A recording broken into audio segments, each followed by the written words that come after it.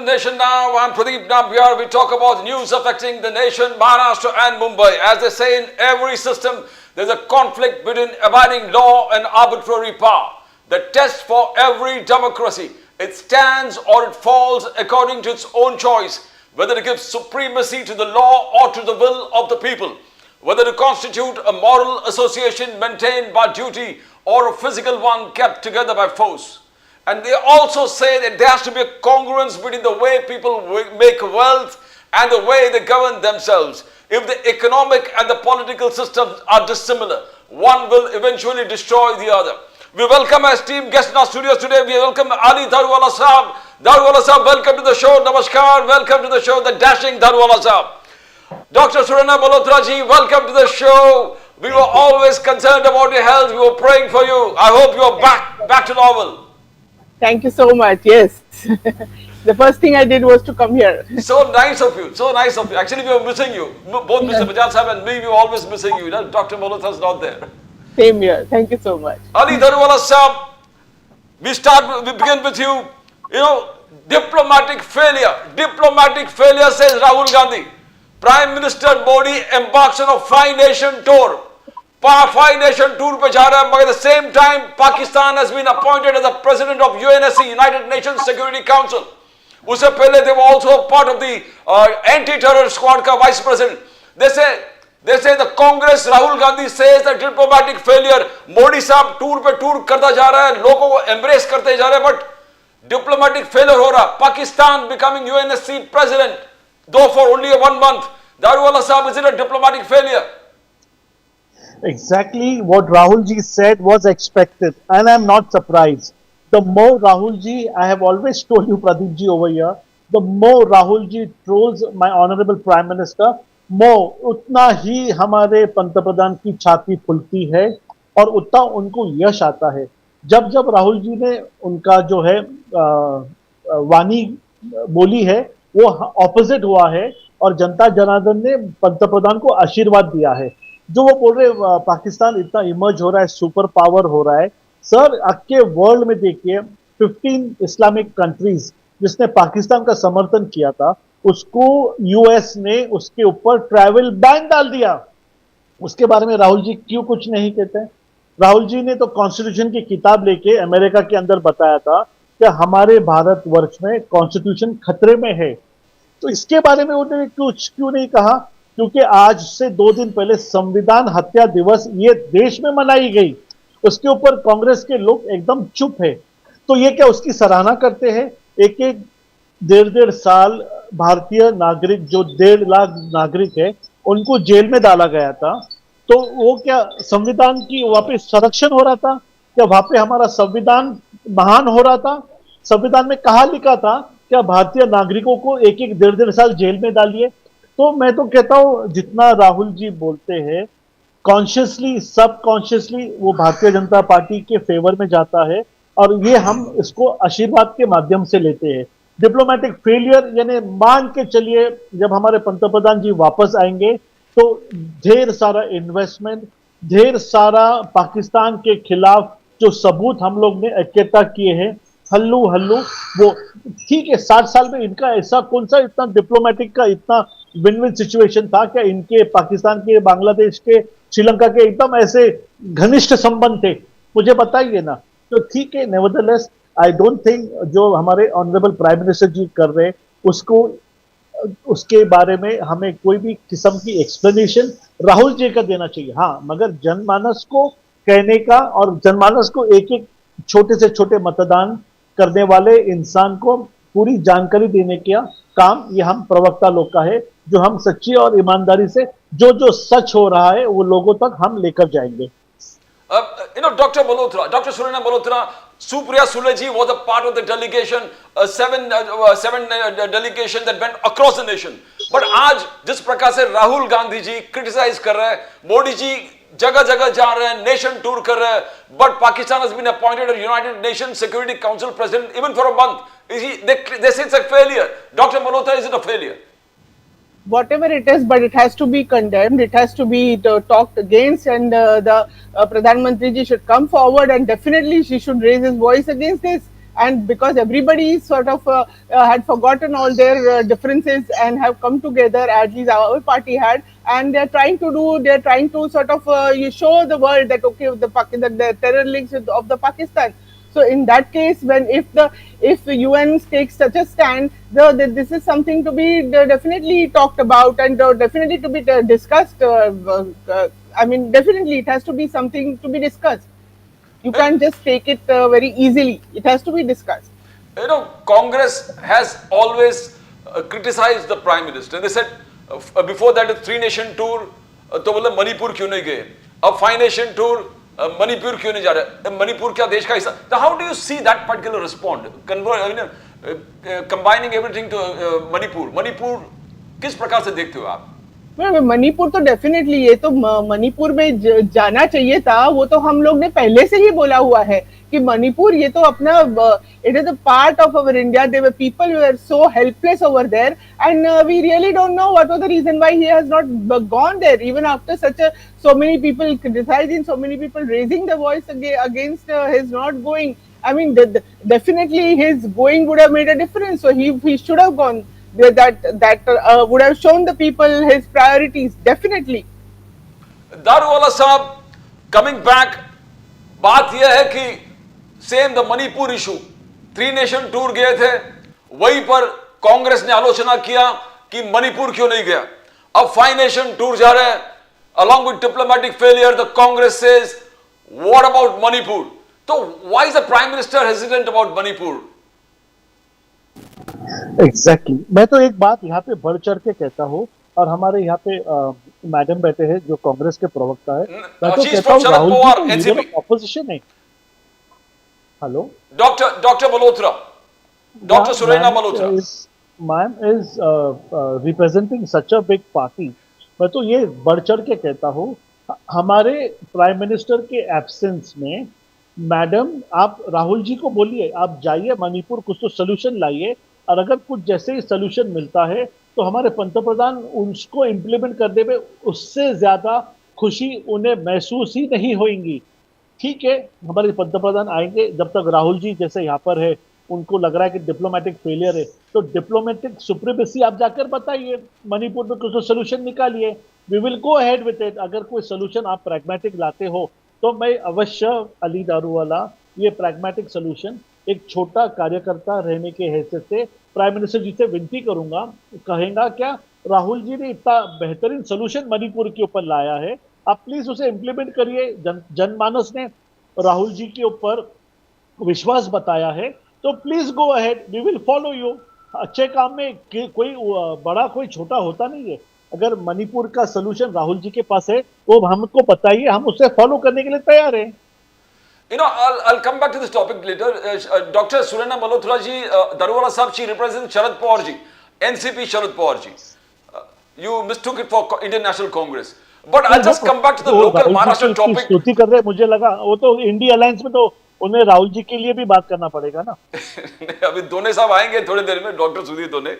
But Daruwalla साहब, Dr. Malhotra, we can't hear you. बोलिए doctor Malhotra. I think it is not the question of any party. It is the question that when people of from our nation, they say somebody suffering so much, I think Pradhan Mantri ji should have gone there. That is my party's view, my personal view, and everything. And all the ladies also have felt this very strongly. Dr. Malhotra ji, Sharad Pawar said, Pawar साहब ने कहा कि there's undeclared emergency, और जो RSS ने कहा कि हमें डिबेट करना चाहिए सेक्युलरिज्म और सोशलिज्म पर, preamble to the constitution. Supriya Sule ji कहा कि nobody can change the constitution. Supriya Sule ji, Sharad Pawar ji said there एक प्रकार का पाबंदी है पूरे undeclared emergency, and Supriya Sule ji said nobody can change the constitution, not even the RSS and the BJP. Doctor Malhotra. Definitely nobody can change the constitution, and definitely anybody trying to do that, anybody trying to show an upper hand over the constitution, definitely that will not be tolerated at all. and we are all from a secular party, and we believe in equality, and we believe that everybody is equal under this the whole constitution by Baba Saheb Ambedkar ji and many others who has taken the efforts to have this constitution. So definitely, and we are firm believer of that. You know, RSS, now the way RSS is trying to highlight the very fact, धीरे धीरे secularism पे आना, debate socialism पे आना, उससे पहले 400 पार doctor Malhotra, तो Supriya Sule ji found that there is a एक पैटर्न चल रहा है, एक पैटर्न चल रहा है कि धीरे धीरे धीरे धीरे अपने लक्ष्य की ओर है. तो how do you see that? Supriya Sule ji believes that this, you know, एक तरह से एक they are going towards one what they said at 400 400 पार, उस प्रकार से how do you see that, Dr. Malhotra? See, definitely, all these things are basically trying to divert the people's mind, and gradually taking into going towards the path of dictatorship. Now we have seen that there are so many big issues which the country is facing. You have seen the way the farmers' plight. You have seen the way the ladies are suffering, where the Maharashtra is going. So all these things, and these are the main topics which should be discussed. There are youth, the jobs, the unemployment, all these are the important things. But then all these diversions are occurring all the time, and Hindu, Muslim, and then the Jativad, everything is all getting diverted. So, and there are set patterns when the elections are there. There are set patterns and all that. So all this is like going nowhere really. You know, Dr. Malhotra, एक चीज है कि सुप्रिया सुले जी ने कहा कि ये जो issues आपने उठाया, फार्मर्स इश्यूज है, फार्म लोन वेवर वाले इशू है, all the plight that as issues affecting Maharashtra. Supriya Sule ji ने कहा कि I asked for time from Devendra Fadnavis ji to discuss this issues, तो शायद टाइम नहीं मिला. How do you see that? वो इस पर थोड़ा रोशनी डालेंगे आप. Doctor Malhotra can't hear engineering, please look into it. I can hear now. I Yes, can yes. hear now. You know, Supriya Sule ji said that, as you said, issues affecting Maharashtra. Issues Yes. affecting Maharashtra, the farmers. Yes. The farmers loan waiver. The farmers crop insurance. Corruption there. So, Supriya Sule ji wanted time from Devendra Fadnavis ji, who was the Chief Minister of Maharashtra. But Yes.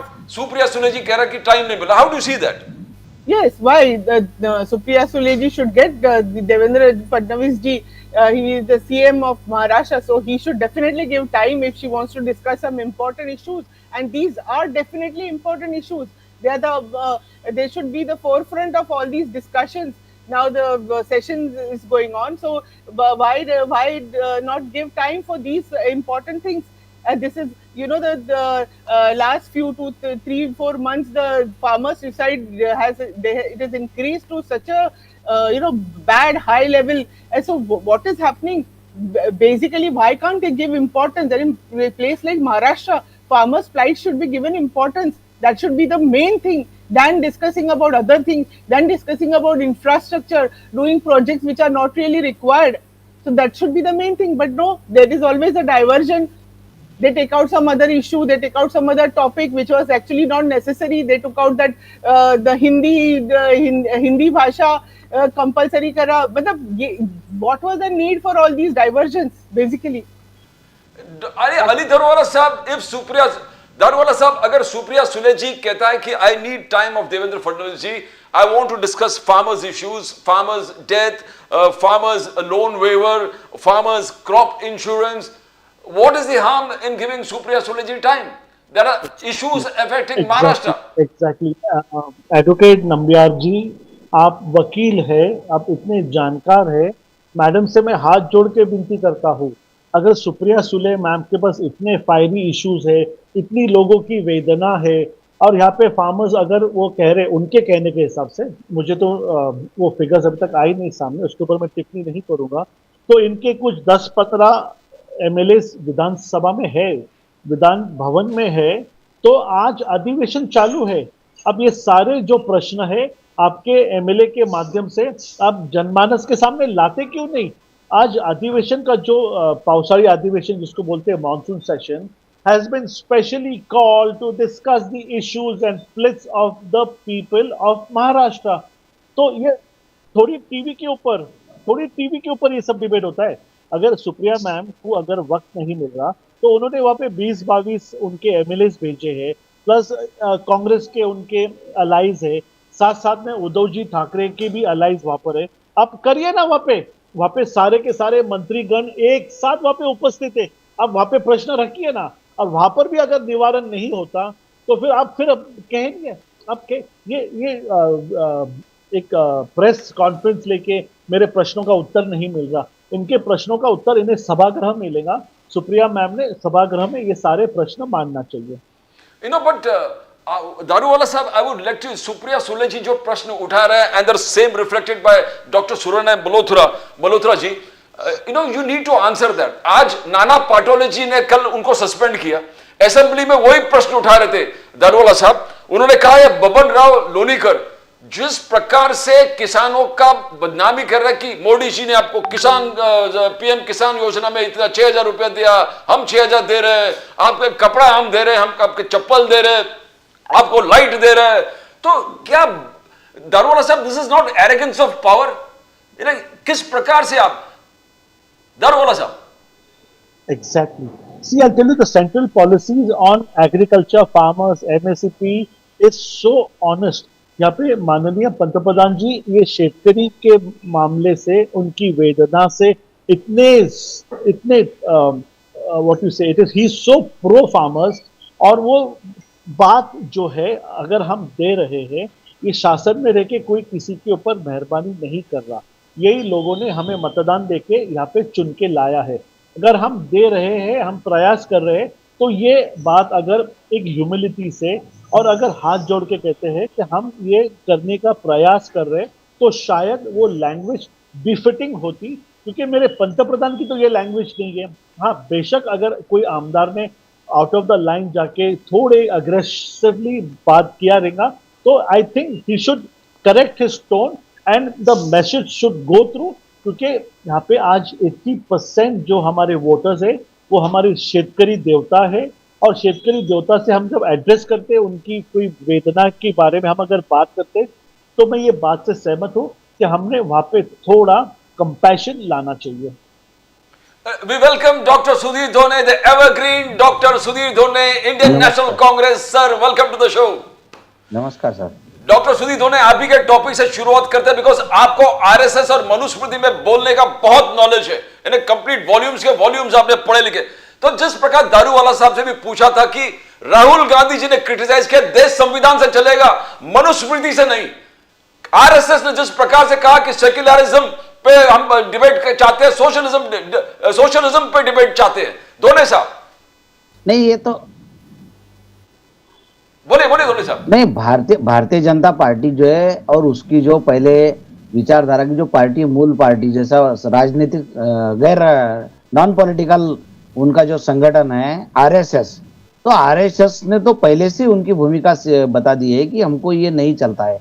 अब ये लोगों में जन जागृति हुई इसलिए बात करते हैं संविधान की, लेकिन जब संविधान की स्थापना हुई थी उस वक्त उसकी प्रतियां जलाने का काम आरएसएस के लोगों ने किया था कि ये ऐसा नहीं चलेगा, ये मनुस्मृति के हिसाब से चलना चाहिए इस देश का कानून, ऐसा उन्होंने बोले थे।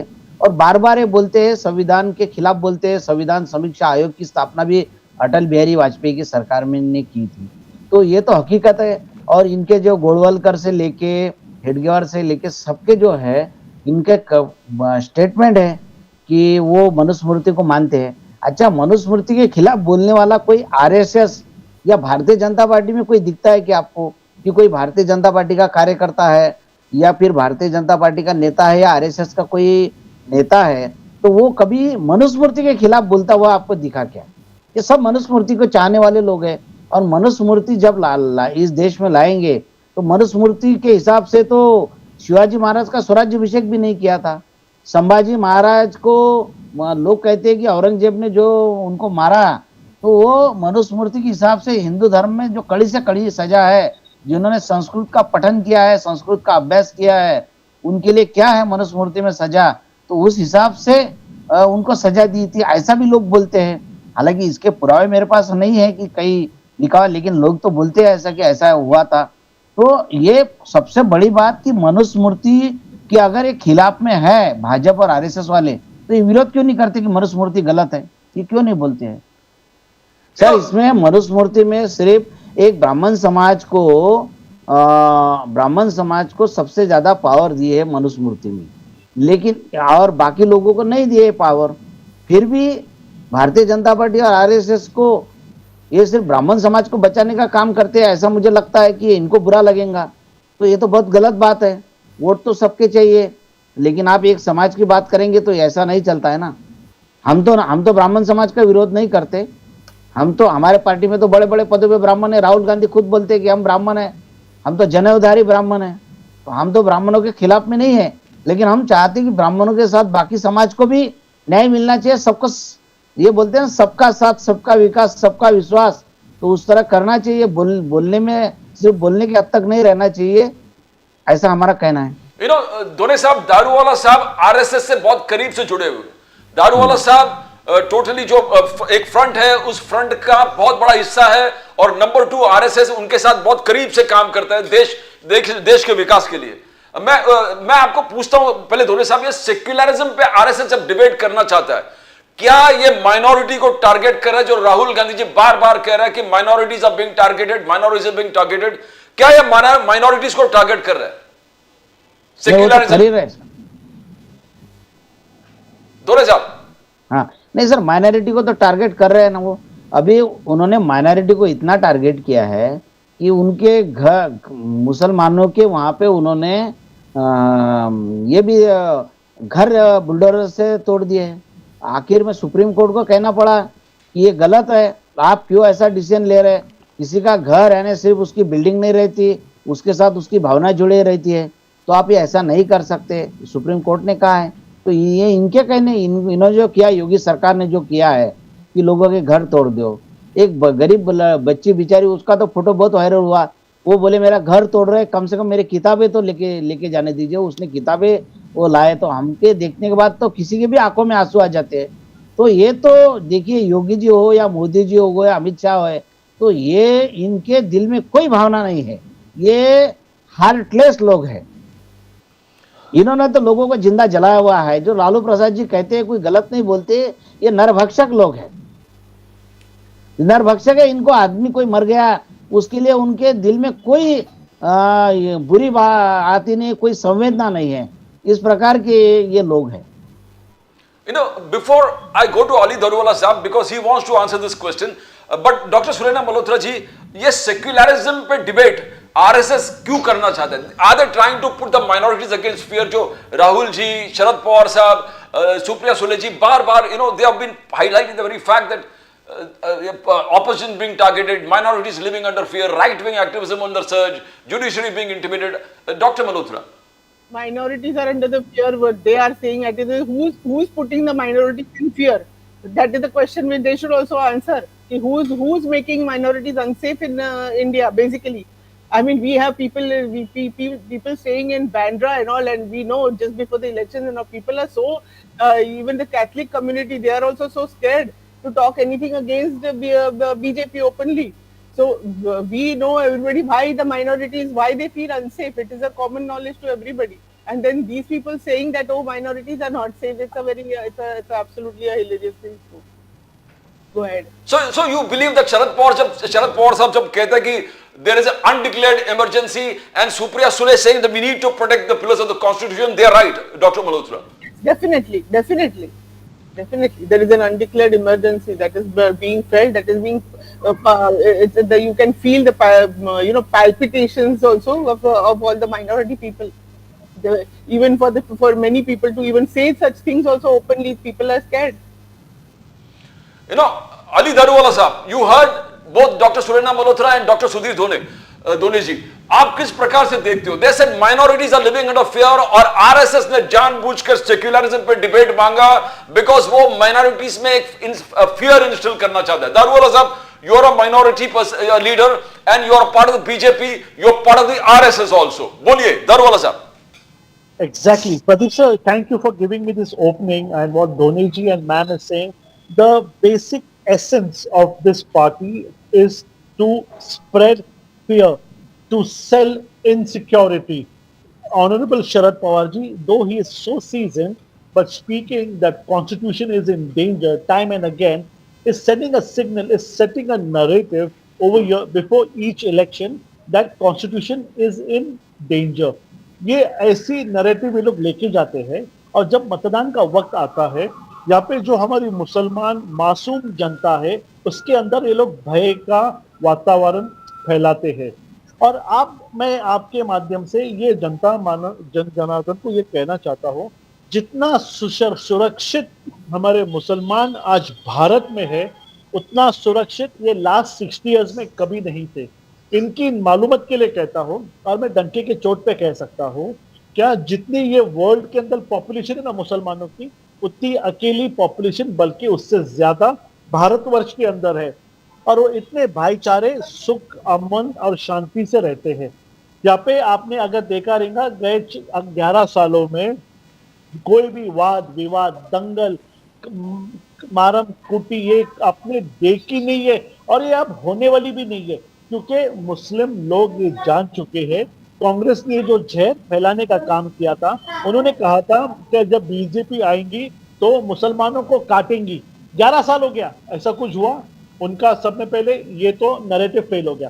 फिर कहा था सीए एनआरसी आएगा, मुसलमानों की नागरिकता छीने जाएंगी। मुझे बताइए कितने मुसलमानों की नागरिकता छीनी गई?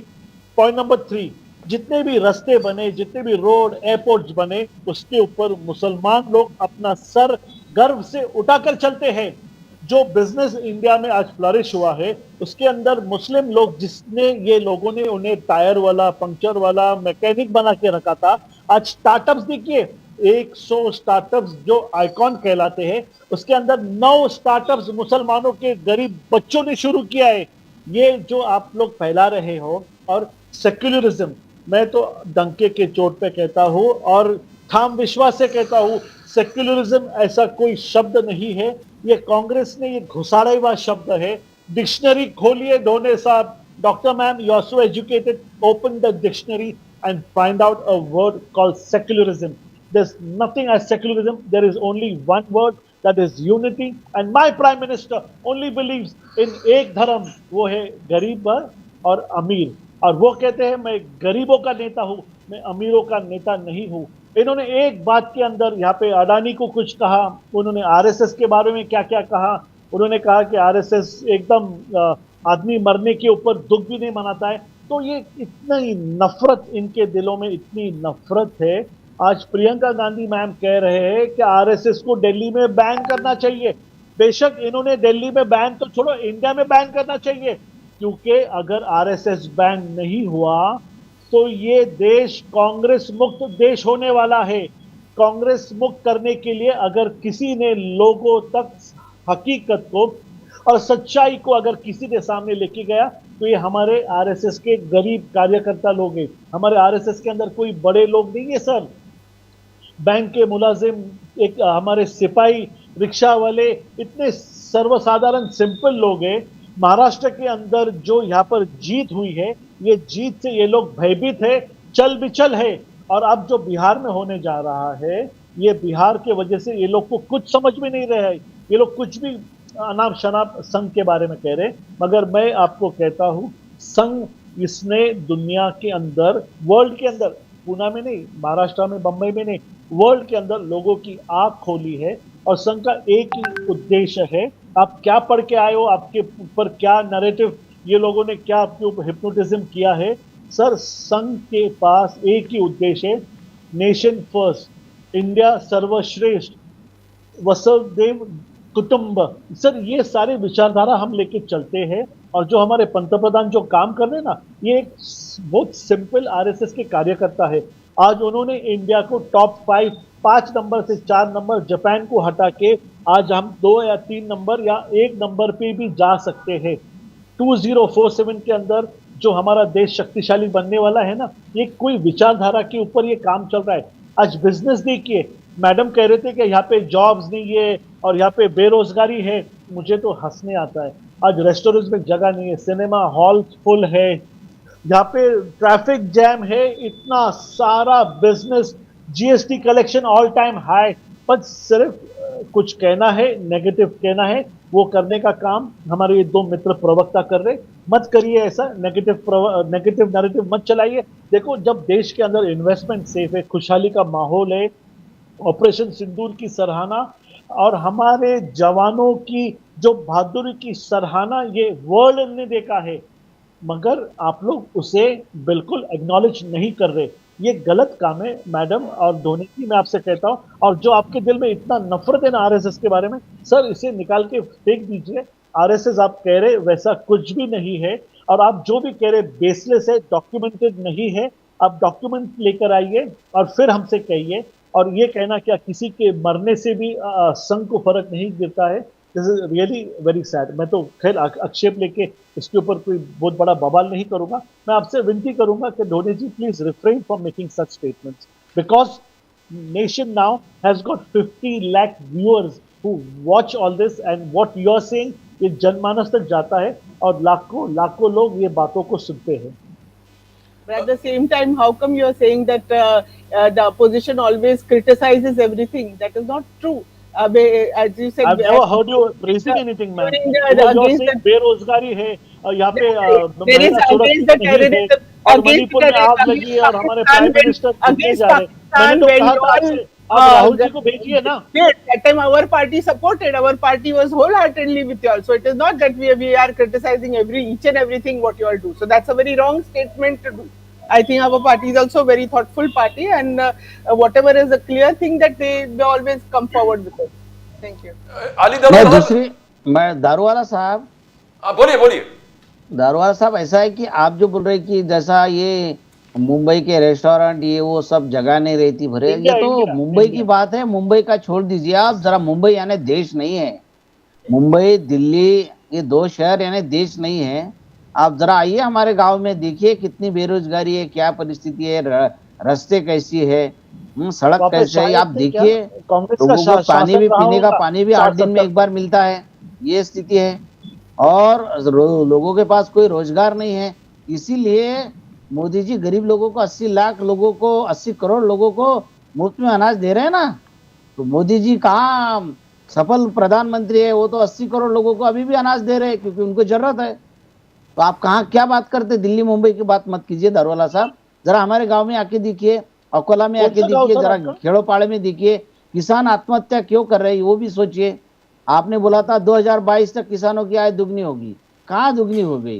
किसानों की आय दुगनी नहीं हुई, किसानों को जो लागत खर्चा है वो दुगना हो गया और आय कुछ भी नहीं है। तो बहुत मुश्किल में किसान लोग इसीलिए आत्महत्या करते हैं सर। और भारतीय जनता पार्टी के लोग, अब इसके पहले मैं जब जुड़ा तब आपका विषय चल रहा था, बबन राव लोनीकर जो बोल रहे थे, ये अकेले बबन राव लोनीकर नहीं बोले, इनके तो जो लोग हैं भारतीय जनता पार्टी के, इनकी लंबी लिस्ट है कि किसानों के बारे में क्या सोचते हैं। ये गोपाल शेट्टी जो मुंबई के सांसद थे, उन्होंने बोले थे कि आत्महत्या क्या है, बोले आत्महत्या एक फैशन बन चुकी है। देखिए किसान आत्महत्या कब करता है, जब वो देखता है किसान कि मैं मेरा लड़के को लड़कियों को मैं पढ़ा नहीं पा रहा हूँ, मैं उनको कपड़े नहीं दे पा रहा हूँ, मैं अच्छा घर नहीं बना पा रहा हूँ, मैं उनको खाने के लिए भी दे नहीं पा रहा हूँ, 2 टाइम का बराबर ही अच्छा खाना भी नहीं दे पा रहा हूँ, वो भूखे सो रहे हैं, उनको खाना नहीं मिल रहा है। ये जब देखता है उसके आंखों के सामने अंधेरा छा जाता है और फिर उसको कोई सोचता नहीं और आत्महत्या करता है।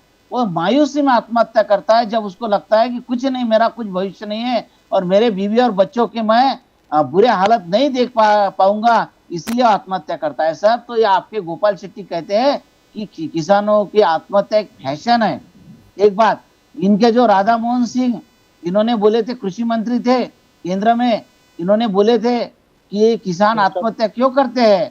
उन्होंने, हमको लगा बोले कि किसान आत्महत्या करते हैं क्योंकि उनको लागत नहीं हो, उनको जो लागत खर्चा है वो निकल नहीं पा रहा, उनको कोई उनकी आय नहीं हो, दुगनी नहीं हुई और उनको कुछ जितना लगाया उससे ज्यादा पैसे भी नहीं मिल रहे, तो इसीलिए वो निराश होकर आत्महत्या करा है। हमको ऐसा लगा था, लेकिन उन्होंने बोला कि किसान आत्महत्या इसलिए कर रहे हैं क्योंकि किसान प्रेम प्रकरण करते हैं।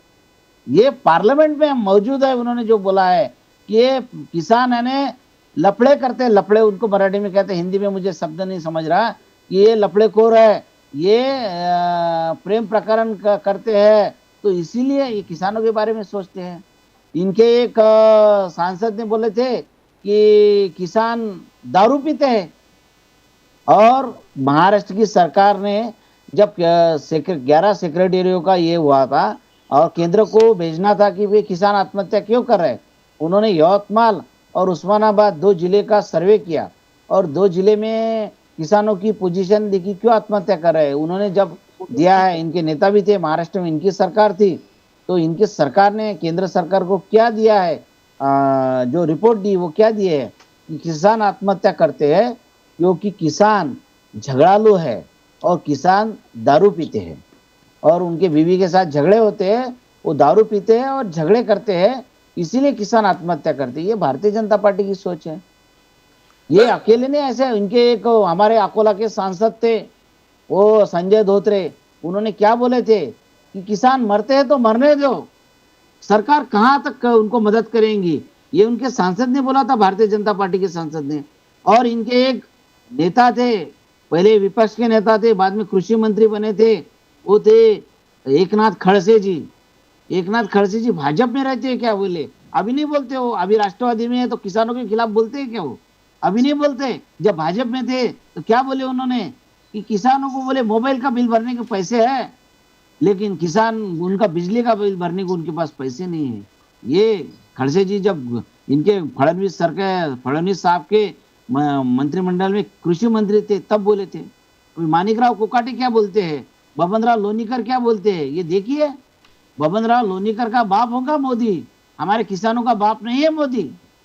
हाँ, किसानों का बाप नहीं है। यही बोला था लोने साहब, तो उनको सस्पेंड किया गया, नाना पटोले जी को। सुनिए, किसान अभी इन्होंने बोले, एकनाथ शिंदे जी ने बोले कि बाप तो बाप रहता है, तुम्हारा बाप है मोदी, हमारा बाप नहीं है, हमारा बाप किसान है। हमारा बाप नहीं है भारतीय जनता पार्टी के आरएसएस के लोगों का बाप होगा मोदी। डॉक्टर मल्होत्रा, डॉक्टर सुरेंद्र मल्होत्रा जी, आज वुमेन सिक्योरिटी को लेके आप बहुत काम किए, वुमेन सिक्योरिटी के फील्ड में, वुमेन एम्पावरमेंट में डॉक्टर मल्होत्रा आपने बहुत काम किया। आज अनिल परब जी ने आज विधान परिषद में एक नींबू और एक दैट मिर्ची लेके आया था, और सिंबॉलिक था कि मैं ये लेके आ रहा हूं कि हमारे बहन जो रक्षा खड़से हैं, उनकी डॉटर को हम प्रोटेक्ट नहीं कर सकते, तो शायद ये तंत्र से हम करें। Is it a sad state of affair? किस प्रकार से वुमेन सिक्योरिटी पे क्या? It is definitely a sad state of affairs, as you have seen in Maharashtra. There are so many cases are happening. I mean, there is absolutely no security for the ladies. So many. कि कोई किसी के बस के अंदर कोई लेके जाता है मॉर्निंग में, देयर आर मतलब आजू बाजू में देयर इज पुलिस के लोग हैं, तो भी मतलब ऐसी चीजें हो रही है। मतलब कितनी सारी चीजें हो रही है, डाउरी के ऊपर कितनी सारी हो रही है, और उन्होंने मतलब पुलिस में कंप्लेंट करने के बावजूद भी नेक्स्ट फैमिली मेंबर के साथ भी वैसे ही हो रहा है।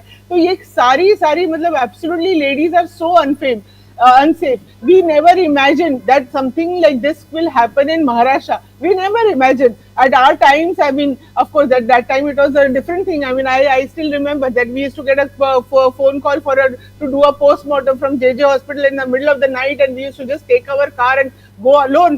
And I don't think now we will ever ask our daughters to do the same thing now. No, it is not safe. It is absolutely, and this is what I've been saying की कुठे नेऊन ठेवलाय महाराष्ट्र आमचा, कुठे नेऊन ठेवलाय महाराष्ट्र आमचा। सगळ्या बाबतीमध्ये महाराष्ट्राचा स्तर एकदम खाली होत चाललाय, आणि कोण जबाबदार आहे ह्याच्यासाठी, हे ह्याचं आम्हाला आन्सर पाहिजे। दारूवाला साहब कुठे नेऊन ठेवलाय महाराष्ट्र माझा? You heard doctor Surendra Malhotra, उससे पहले यू हर्ड डॉक्टर सुरजीत धोले। Farmers issues, women security issues, women empowerment, Daruwalla साहब फ्रेजाइल, किस प्रकार से देखते हो? आज अनिल परब जी ने मिर्ची और नींबू लेकर परिषद में आया था, असेंबली में आया था, कहा कि ये क्या चल रहा है, हम तंत्र पे छोड़ते, भगवान पे छोड़ देते। How do you see that? Exactly, ये जो अंधश्रद्धा के जो यहाँ पे पहरेदार है ना, ये अनिल परब जी, इनके ऊपर जो इंक्वायरीज लगी थी, इनको आज इतना ज्यादा हमारे नारियों की फिक्र पड़ी है, ये देख के मुझे बहुत खुशी हो रही है। यकीन मानिए ये देखकर I am so happy today. और ये माध्यम से मैं मैडम को ये आश्वस्त करना चाहता हूँ, हमारी बहनों को महाराष्ट्र में सुरक्षित रखने के लिए जो भी कदम उठाना पड़े, even to an extent, अगर if we have to give capital punishment, ये सरकार पीछे नहीं हटेंगी।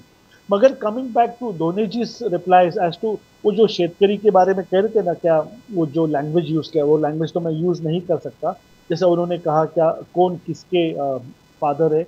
मैं धोनी जी से ये कहना चाहता हूँ, इतना जो अग्रेशन है बीजेपी के खिलाफ, हमारे पंतप्रधान के खिलाफ, मगर जिसके साथ ये खंधे से खंधा लगा के बैठे हैं, madam you can support me and you are the main person who can guide Dhoni ji. क्या कुछ साल पहले माननीय शरद पवार जी ने ये ऑफिशियल स्टेटमेंट दिया था जब वो ये देश के कृषि मंत्री थे, क्या agriculture is not a viable business any more. शेतकरी ने दूसरे धंधे, दूसरे मार्ग देखना चाहिए। Pradeep sir, you can Google it and you can check this was the सही बात है, बोल रहे आप, बोल रहे बराबर बोल रहे हैं। और दारूवाला साहब आप जो बोल रहे हैं बराबर बोल रहे हैं। एक सेकंड, नहीं वो गूगल चेक करने का काम नहीं, बराबर बोले आपने, बट हम जवाब देते उसका। तो शेतकरी जी से ये विनती कर रहे थे कि आप भाई कुछ दूसरा बिजनेस करिए, ये मत करिए। और यहाँ पे हमारे पंतप्रधान आकर कहते हैं कि तुम्हारे दुख सुख में तुम्हारे आंसू पोंछने वाला मैं हूँ। यहाँ पे आप लोग को सही प्राइस एमएसपी का देने के लिए मैं हूँ। यहाँ पे सोयाबीन के लिए आप प्रदीप जी को पूछिए, जब 3,500 का रेट डिक्लेयर हुआ था तो प्रदीप जी और राजीव जी के सामने पूछिए कि मैं खुद कहा था कि ये रेट कम है, दे दो 6,000, 7,000, 8,000, 9,000, जो शेतकरी मांगता दे दो। ये देश देने से गरीब नहीं होगा। शेतकरी बड़ी राजा, ये हमारे अन्नदाता है। जैसा आपने कहा क्या पंतप्रधान आपके पिताजी नहीं है, मगर मैं डंके के चोट पे कह रहा हूँ, क्या हमारे माता पिता ये शेतकरी है, बड़ी राजा है, हमारे विठोबा है। और ये इनकी जो स्थान आज हमारे कोई भी जाति का हो, शेतकरी जब काम करता है, कष्ट करता है, तो हम खाना खाते हैं।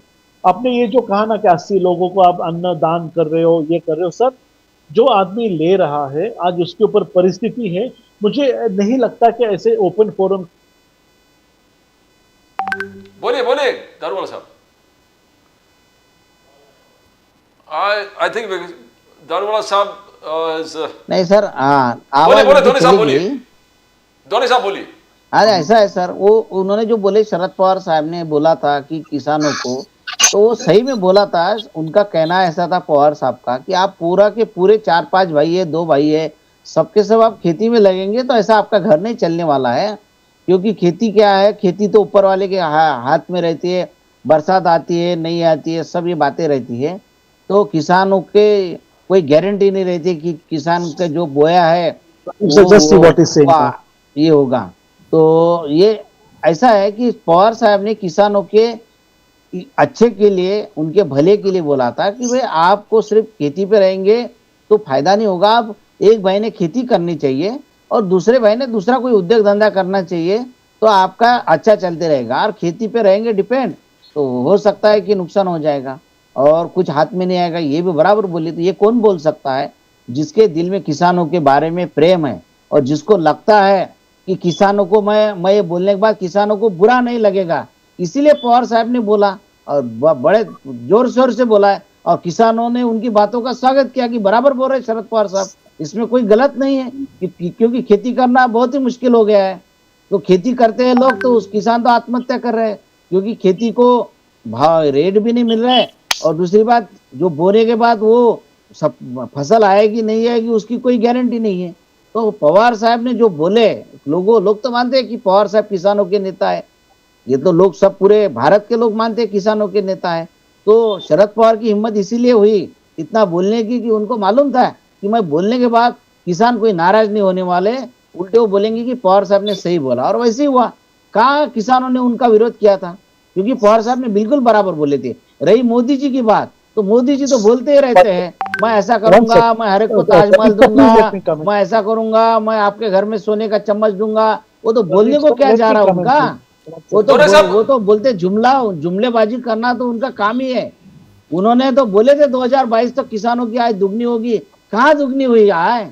एक सवाल का उनकी जवाब लागत दुगनी हुई सर। धोनी जी मैं आऊं वापस, सर मैं भी आऊं किसान वापस। का बेटा हूँ, One मेरे घर में भी second, खेती है, मुझे मालूम है one क्या second, one second. क्या स्थिति है Pradeep, किसानों just- की। दोनों साहब एक मिनट, दारोगा साहब कुछ बोलना चाहते हैं आपसे, सुनना चाहिए। 2 मिनट सुनिए ना। अब बोलिए बोलिए दारोगा साहब। जनमानस को ये बात सुनना चाहिए।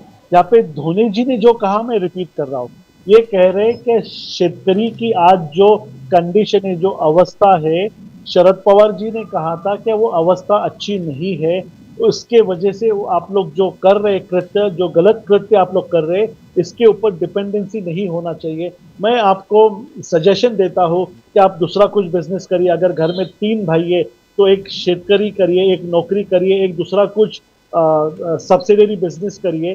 तो शरद पवार जी जो इतने इतने सीजन नेता है, मैं तो उन्हें लोक नेता कहता हूँ, तो शेतकरी को उन्होंने क्या मशवरा दिया था अभी धोनी जी ने खुद से बताया।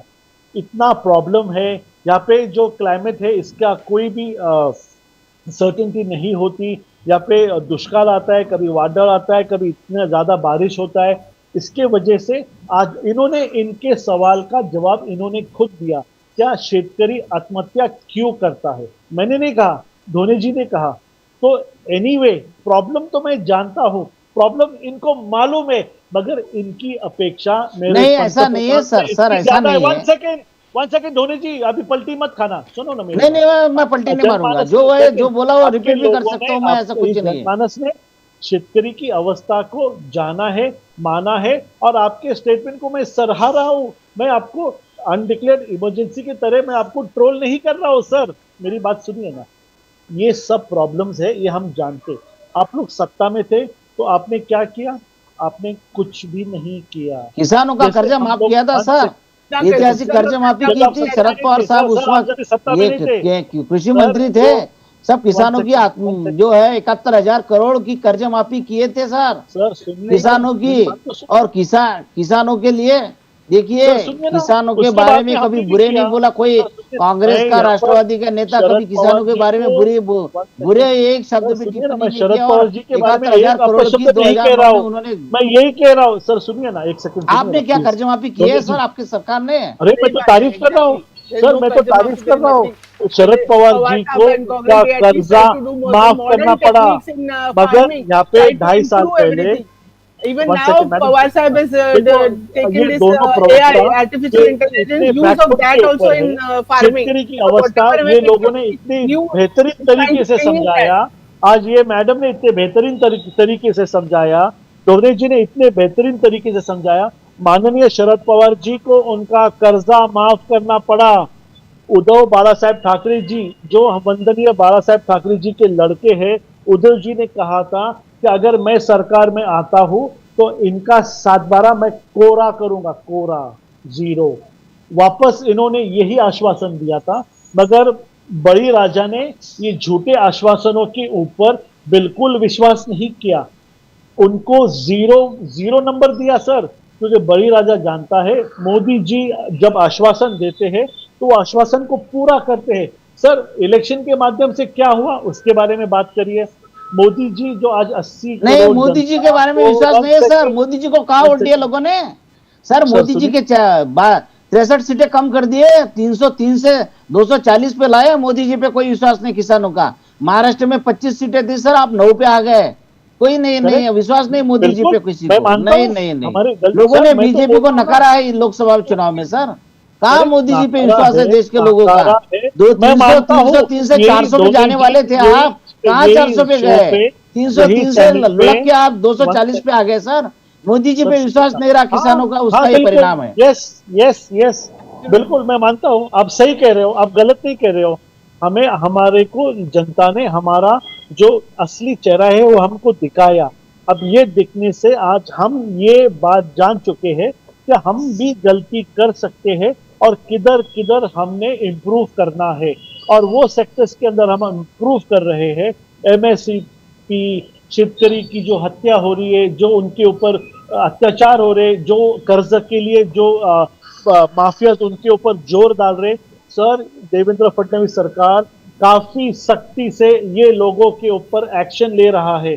जैसा मैम ने कहा, क्या आज महाराष्ट्र में महिला सुरक्षित नहीं है? हाँ, एक भी, मैं ये नहीं कह रहा हूँ कि यहाँ पे नंबर्स कम है और आपके वक्त में नंबर्स ज्यादा था।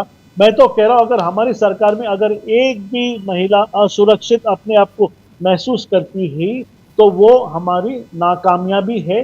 हमने वो सेक्टर में काम करना चाहिए।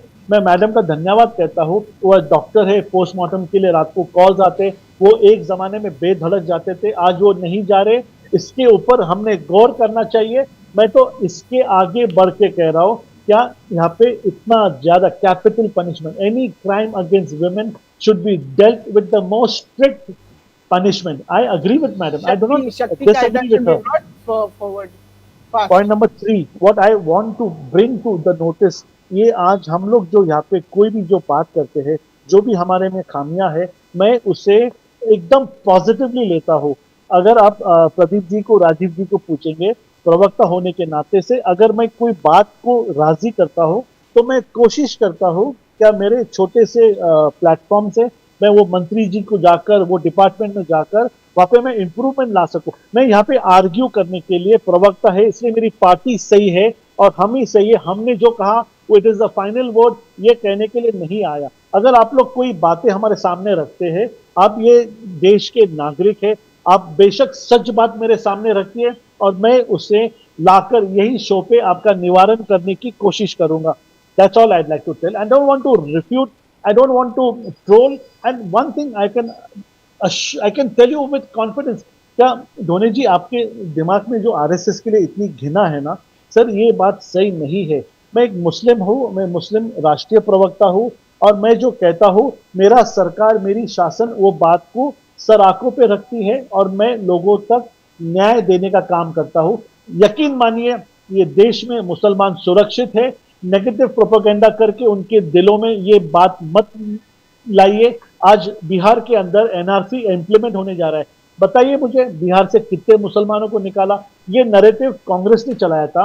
आपको मालूम है कोविड के दौरान इतने सारे शाहीन बाग बिरयानी बच रही थी, कांग्रेस फुल ताकत से लग गई थी ये बताने के सीएए एनआरसी आएगा और मुसलमानों को ये देश से निकाला जाएगा। तो ये जीता जाता एग्जाम्पल है। फेक नैरेटिव ये ज्यादा दिन नहीं चलता।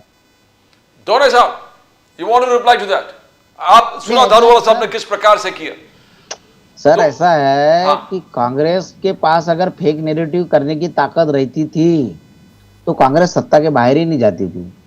कांग्रेस के पास ना सोशल मीडिया है, ना कांग्रेस के पास पैसे है कि वो एडवर्टाइजमेंट कर सके, और जनता के पैसे जो है वो जनता के पैसे कभी उन्होंने ऐसे खर्चा नहीं किए कि न्यूज़पेपर में एडवर्टाइज दो, ये पूरे देश में चला, ये काम नहीं किया है। जनता के पैसे उन्होंने जनता के लिए खर्चा किए और कोई प्रधानमंत्री के प्रचार के लिए नहीं पैसे खर्चा किए। और फेक नैरेटिव तो कभी किया नहीं। फेक नैरेटिव अगर वो करते थे तो फिर सत्ता ही नहीं जाती थी, लेकिन वो करते नहीं। हम बताते हैं लोगों को कि भाई ऐसा है, भाजपा ऐसी कर रही है, आप भी ऐसा करो। नहीं बोलते भाजपा को करने दो, अपने को नहीं जमता, अपन तत्व के साथ चलो। अब सरकार नहीं आई तो चलेगी, ये नीति है। हमको भी पसंद नहीं कुछ बातें, लेकिन अब चलना पड़ता है। नेता कहते हैं नहीं नहीं अपने को तत्व से चलना है, अपने प्रिंसिपल जो उसी हिसाब से चलना है। ऐसा ही रहता है सर। भारतीय जनता पार्टी के लोग तो ऐसे है कि वो मराठी में बोलो खोटा बोल रहे, बोला गोबेल्स की जो नीति है, झूठ बोलो, बार बार बोलो, लोगों को सच लगने लगता है। तो ये गोबेल्स की नीति तो बोलते हैं ना कि ये भाजपा की नीति है। झूठ बोलते हैं। उसमें 2G स्पेक्ट्रम घोटाला, बाद में कोर्ट में वो जज बोले कि मैं 2 साल से इंतजार कर रहा हूं कि मुझे कब मिलेगा प्रूफ, कहाँ मिला प्रूफ? किसने प्रोपेगेंडा किया था इसका?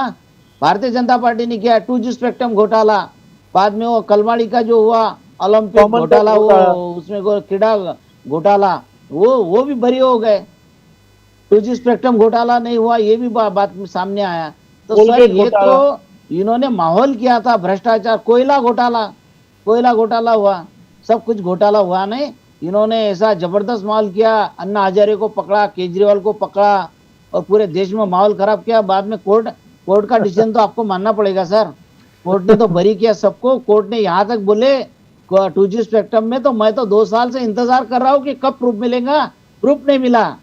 तो ये जो प्रोपेगेंडा, गलत बातें करने का, प्रोपेगेंडा करने का जो हुनर है वो भारतीय जनता पार्टी और आरएसएस के पास है सर। हमारे पास वो हुनर नहीं है। हम मानते हैं कि हम इसमें पीछे है भाजपा से और आरएसएस। दोनों साहब, आज रिजिजू साहब ने कहा कि मोदी साहब ने ओबीसी एससी एसटी को अपलिफ्ट किया है। रिजिजू साहब, किरण रिजिजू साहब कहता कि मैं एससी एसटी कम्युनिटी से बिलोंग करता हूं। रिजिजू साहब कहता कि मैं एससी एसटी कम्युनिटी से बिलोंग करता हूं। बुद्धिस्ट है वो। मोदी साहब ने मुझे अपलिफ्ट करके मुझे मंत्री बनाया, और अंबेडकर जी को स्टडी करते करते उन्होंने कहा कि घोर अन्याय इंडियन नेशनल कांग्रेस ने अंबेडकर जी के खिलाफ किया है। नहीं, बोलिए सर, ऐसा है, बाबा साहब अंबेडकर कोई कांग्रेस में नहीं थे, लेकिन फिर भी उनको मंत्री बनाया था, सरकार ने बनाया, कांग्रेस ने बनाया था उनको मंत्री, कांग्रेस ने बनाया ना। अच्छा, वो इलेक्शन हार गए थे, उधर से पहले बंगाल से जीते थे, फिर वो बंगाल चले गया पाकिस्तान में, बांग्लादेश जिसको बोलते हो पाकिस्तान चले गया, फिर वो सीट उनके रही नहीं हिंदुस्तान में, तो उसके बाद मुंबई से उनको जिताया। ये कांग्रेस का मेंबर ऑफ पार्लियामेंट को रिजिग्नेशन देने को बोले और उनके जगह पे बाबा साहब अम्बेडकर को खड़े करके उनको जिताया था, कांग्रेस ने जिताया था। ये क्या बात करते। बाबा साहब के जो पोते हैं प्रकाश अम्बेडकर हमारे अकोला से 2 बार जीते, 2 बार जब जीते हो, जब कांग्रेस के साथ उनका अलायंस था 98 और 99 में 2 बार जीते वो, 10 बार इलेक्शन लड़े हैं, लेकिन जीते 2 बार, जीते 2 बार जब कांग्रेस के साथ अलायंस था तो 2 बार जीत गए। और बाबा साहब के लिए तो एक मेंबर ऑफ पार्लियामेंट की सीट रेजिग्नेशन देके बाबा साहब को वहां से लड़ाया, और मंत्री उनको पार्टी में नहीं रहते हुए भी उनको मंत्री कांग्रेस ने किया था। तो ये बोलने की बातें हैं कि कांग्रेस बाबा साहब के खिलाफ है। अच्छा, उनको जिम्मेदारी दिए थे, किसने दिए थे? कांग्रेस ने दिए थे कि आप संविधान के निर्माता बनिए, आप मसूदा समिति के अध्यक्ष बनाया था उनको। घटना समिति के अध्यक्ष राजेंद्र प्रसाद थे, और जो लिखने का ड्राफ्ट समिति थी, तो ड्राफ्ट समिति का चेयरमैन जो संविधान बना, उसका जो ड्राफ्ट बना, उसका चेयरमैन बाबा साहब अम्बेडकर को कांग्रेस ने बनाया था। तो ये सब झूठ बात बोलते हैं सर, ये कांग्रेस ने उनके अन्याय किया है। और उन्होंने जो बिल लाया था हिंदू कोड बिल, तो उनको हिंदू कोड बिल को प्रति जलाने का काम इनके जनसंघ ने किया था कि नहीं, हमको मान्य नहीं है। और इनको अगर बाबा साहब के बारे में इतना ही प्रेम है तो बाबा साहब की किताबें उनको बोलना पब्लिश कीजिए, उन्होंने क्या क्या लिखा हिंदू धर्म के लिए। क्या आप हिंदुत्व की बात करते? बाबा साहब ने तो हिंदू धर्म का त्याग किया था, और उन्होंने 14 अक्टूबर 1956 में नागपुर में दीक्षा लिए थे हिंदू धर्म की। ये तो आपको पता है, आप हिंदुत्व की बात करते हैं, उन्होंने हिंदू धर्म छोड़ दिया था। आपका और बाबा साहब का कोई संबंध नहीं है। भारतीय जनता पार्टी की विचारधारा अलग है, और इनकी अब ये तो बिके हुए लोग हैं, जो एससी कैटेगरी के बिके हुए लोग भाजपा के साथ है। रामदास आठवले हो, किरण रिजिजू हो, इनको पैसा चाहिए, उनको प्रतिष्ठा चाहिए, इनको समाज को बेचने का काम ये लोग कर रहे हैं अभी, और भाजपा के साथ बैठ गए। जो संविधान के खिलाफ में है भारतीय जनता पार्टी, उसके साथ बैठ गए। रामविलास पासवान का लड़का, ये सब ये बिके हुए लोग हैं सर। इनको समाज से कोई प्रेम नहीं है, कोई सहानुभूति नहीं है, इनको इनका घर चलाने हैं बस। और किरण रिजिजू बोलते हैं मैं गोमांस खाता हूँ, उसके बारे में बोलिए सर, क्या बात करते हैं? भारतीय जनता पार्टी को चलता है गोमांस। Dr. Sunala Malhotra ji, and then I'll come back to Darwala sahab, give the final word and we'll end it. Dr. Sunala Malhotra. I'll just make a closing statement. Yeah, please. When over here, he's talking about Honorable Baba Saheb Ambedkar. Yes.